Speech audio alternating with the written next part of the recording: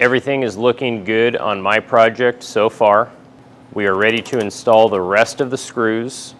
So we need to disassemble this again and bring this over to the workbench. And with our project set up like we had it before, we can drill the remaining screw locations and install those screws.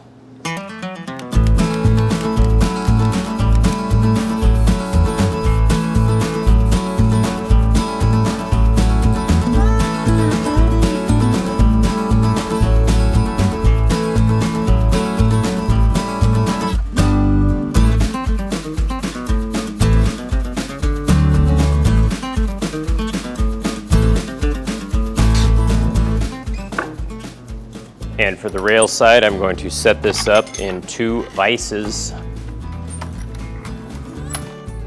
and work through that same procedure.